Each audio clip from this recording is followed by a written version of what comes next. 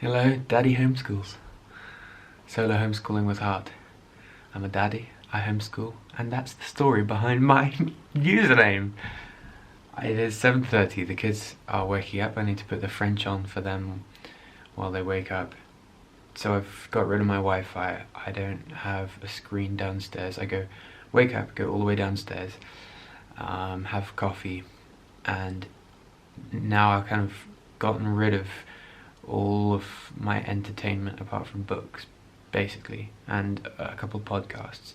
But I got rid of a lot of my podcasts because I realized I was just consuming trash, because I thought it would be relaxing. It's somewhere in the back of my mind, I think I'm engaging with the world because I want to be in a conversation, a meaningful conversation with the world. So I, watch movies and consume entertainment in order to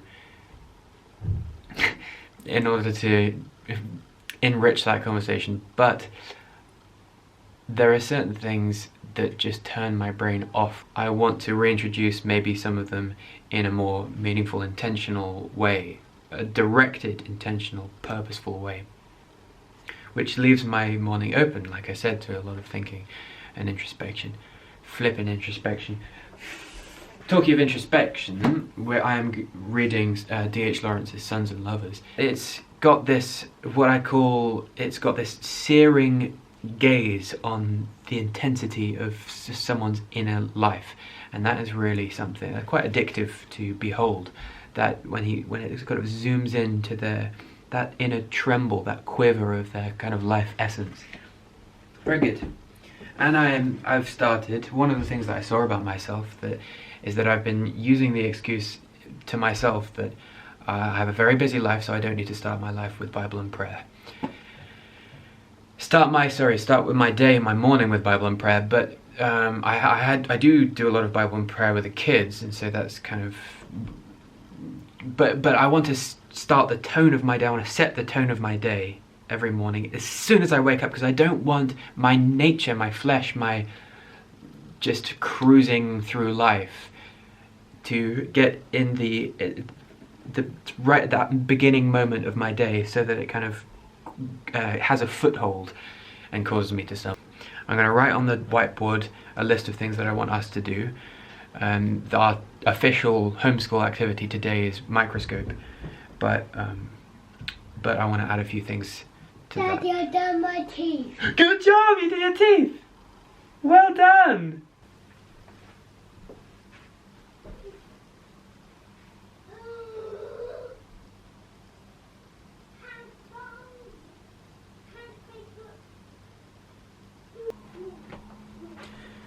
My daughter does her copy work every morning, so I've given her her new blueprints. Start each history quote like this now. Name of the chapter, space, quote, space, name of the next chapter. I want to change up this space, this whole side of the room. This is kind of the front of the room. And we've got the two desks here, but this is not sturdy enough. We built this ourselves, so it's not sturdy enough to do microscope or I'm going to do 3 posters that I've made up here. Probably not, we don't really use this map very much. It looks cool, but we're going to do 3 posters like Charlotte Mason quotes. And then we don't use a lot of this historical fiction, so I thought I laid all of this out very well, but we need to change it up. And then over here, we're probably going to put this old writing bureau desk thing. Now you can get some breakfast. This is what we did yesterday. We did the first week of this. Okay, I'll come down and help you in just a second. Meet the Artist curriculum. It's very good. I was skeptical for some reason. Daddy, this one that says for paging on, reading on, so that. Yeah, nearly. The art curriculum was made by a home ed friend of mine who I met at a... Oh, this one's about leaves. Really? Yeah. Okay. At a Christian holiday, and she has a background in art history, and that was her degree, and so she just thought she'd make a curriculum. It's very good. The first one was on Frida Kahlo, so we did our own portraits and had a look at like why behind in one of her portraits she had Mexico on one side and how she portrayed that, and she had America on the other side and how she portrayed that. Look, can you help me? You also might want to do your washing today, daughter. Wow, yeah. Can you look at me, please? How do you think you're going to feel when it gets to be 9 o'clock and you haven't had any breakfast, and I'll say, okay, not breakfast time anymore? Daddy, get the milk and brown plates. I asked her why she's got orange dots on her face, and she said because she wanted to paint herself having leprosy. My 3-year-old has a I'm trying to do the right thing face, and it goes like this. But like, do you think that's the way you should be speaking to your father? And he said, Daddy, please can you get me milk?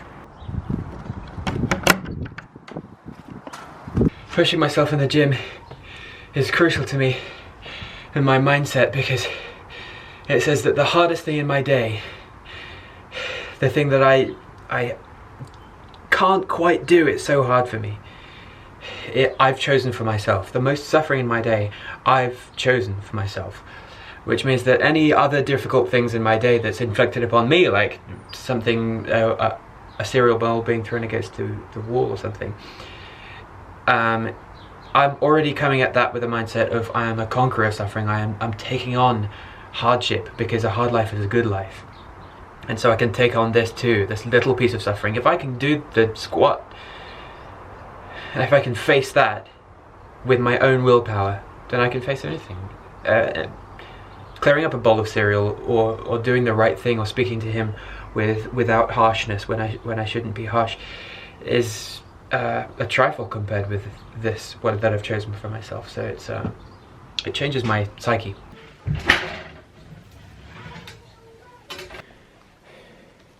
Nah. Oh yeah, look at that, leaked a bit. Is there anything? Oh, had that one already been opened? Okay, could you please take a break with that and come down and do all the chores with me? No, because you didn't do your room. So you can do all the chores with everybody? Okay. No, you're Okay. you've done your own chore. Okay. If you don't do your own chore, you do all the chores with everybody. Daddy. I've been trying to figure out for months why the boys are so reluctant and slow and doing their job so badly, and it's because they're stuck in their dingy room on their own doing it. I think that's part of it. So I've said that you could either do your chore, all of your chore on your own, or you could do all of the chores with everybody. So now my 3-year-old, for example, doesn't have the willpower to do it on his own, so but he doesn't mind doing it with me. It's not the chore that he doesn't like doing. It's being on his own, feeling like a slave. Okay, let's go and talk about it. So you said to me that you're going to help me with the washing up. Yeah. And because you are my... and I am the... for the kingdom of... Light.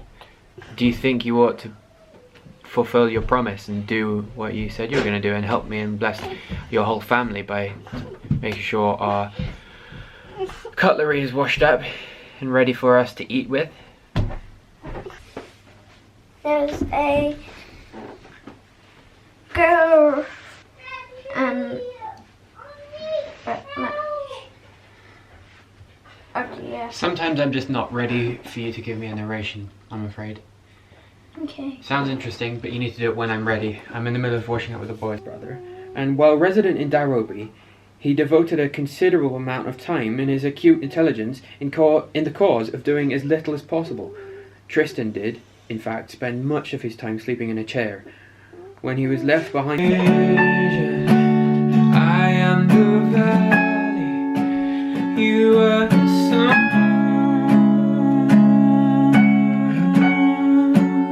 you're the harvest.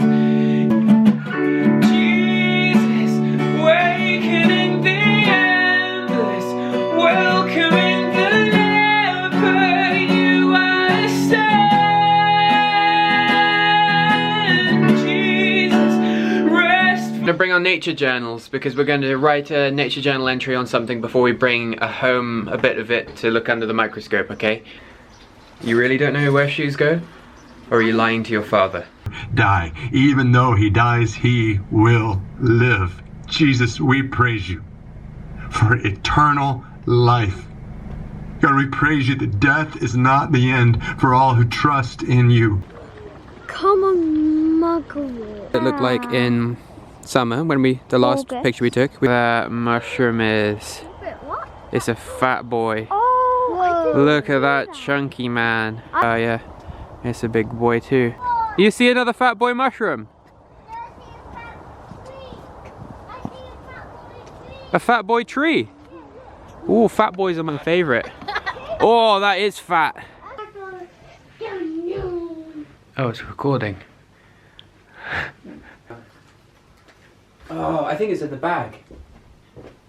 yeah, no. I don't think it's a girlfriend. Yeah, no. You're trying to do a cool walk. Yeah, no. I'm trying to. Well, that's our beeper for going downstairs to eat. Amos, could you pick that up? Here's our nature journal for today. My daughter's done something very similar. I just drew the common mugwort. I noticed that they're only on one side of the field. That's what my daughter noticed. I wonder why those buds don't fall off, and it reminds me of something we also did, and we looked under the microscope and it looked all powdery, and we contrasted it with the live moss, which looks more like this, and I wondered if it is held together like this by more efficient bonds that because of the wetness that's there when it's live. That sounds really annoying that he did that. Have you given him your feeling and a suggestion? Feelings, suggestion. I don't need to do that. First tell you how you feel about it, then suggestions. Next on my to-do list, my daughter's bed. This wasted space up here. She's got quite a small cramped room, but so we're making this high bed up to the top so that she can have a desk or whatever underneath. But I've got 15 minutes before my father comes to help me with that. So I'm gonna read. Here you go. Bed up here, desk down here. It's gonna be great. I've been thinking a lot about building a life, building a house. I've been craving to go out into some woods somewhere and like have a plot of land and build a house in the middle of the woods. And I've been wondering why, and there's a song that I like singing at the moment called Humble Carpenter, and it's this idea that Jesus was a carpenter and he built things, and he built tables, for example, but he was building in a bigger sense a table for us to banquet at the Father's house there. Tables for us all to enjoy, the family to come round together. Building a room, building his Father's kingdom at great cost to himself. In fact, wood and nails were his instrument of work, but wood and nails were also the instrument of him building his kingdom on the cross. The cross was wood and the nails were nails. So it's a very costly and sacrificial, but it also marks something in the very thing you're building. Like the table itself says something about the kingdom you're building, or at least it should. The decor, or the making a coffee table, or making the log shelter, or trying to arrange and buy stuff to go into the schoolroom. I'm trying. It's not just utilitarian, and it's not quite aesthetic. It's not about making it pretty exactly. It's about putting meaning. Like, this house means something. We look into that picture over there, and it says something about what we are doing and what this house represents and what we're trying to create with God, the humble carpenter. I was never interested in architecture. I was never interested in building. I was never very practical. I was never interested in nature study. I was never interested in history. I was never interested in sewing. But all of these things have developed as I've started thinking seriously about education and what I want my kids to be in the world. So I'm interested now in what you have started to develop, what interests you have developed over the past few years, as you've been home educating your kids or just parenting your kids, have you started investing yourself in things that you hadn't before? Comment below. I'd love to see.